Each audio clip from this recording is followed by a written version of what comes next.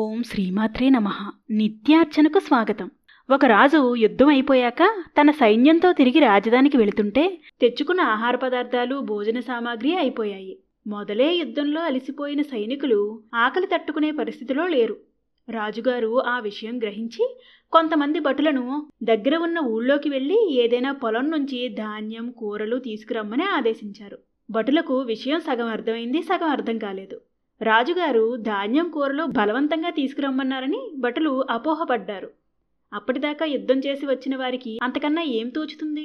ఊళ్ళోకి వెళ్ళి కనిపించిన మొదటి రైతును ఈ ఊళ్ళో అన్నిటికన్నా మంచి పొలం ఏది అని అడిగారు. ఆ రైతు వాళ్ళని తీసుకుని వెళ్ళి ఒక మంచి పొలం చూపించాడు. పొలం పెద్దగా ఉంది. వరి, కూరలు, పళ్ళ చెట్లు, కొబ్బరికాయలు అన్నీ ఉన్నాయి. వెంటనే భటులు పొలంలోని ధాన్యం, పంట కోత మొదలుపెట్టారు.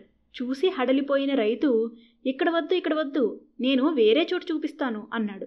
భటులను మరో పొలంలోకి తీసుకుని వెళ్ళాడు. ఈ పొలం అంత పెద్దగా లేదు, కానీ ఇందులోనూ భటుల అవసరానికి తగినవన్నీ ఉన్నాయి. భటులు కావలసినవన్నీ తీసుకుని ఆ రైతుని, ఈ పొలంలోకి ఎందుకు తీసుకొచ్చావు అని అడిగారు. రైతు, మీకు ముందు చూపించిన పొలం నాది కాదు, వేరే వారిది. నా మూలంగా వారికి నష్టం రాకూడదు, అది నాకు ఇష్టం లేదు.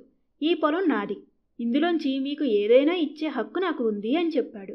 ఆ రైతు మంచితనం భటులను ఆకట్టుకుంది. ఈ విషయం రాజుగారికి కూడా చెప్పారు. రాజుగారు భటులను ఆదేశించినప్పుడు కొంచెం వివరంగా చెప్పాల్సింది అనుకున్నారు. ఆ రైతును పిలిపించి అతని మంచితనాన్ని మెచ్చుకుని నష్టపరిహారం చెల్లించి పైన మంచి బహుమానం కూడా ఇచ్చి సత్కరించారు. శ్రీమాత్రే నమః.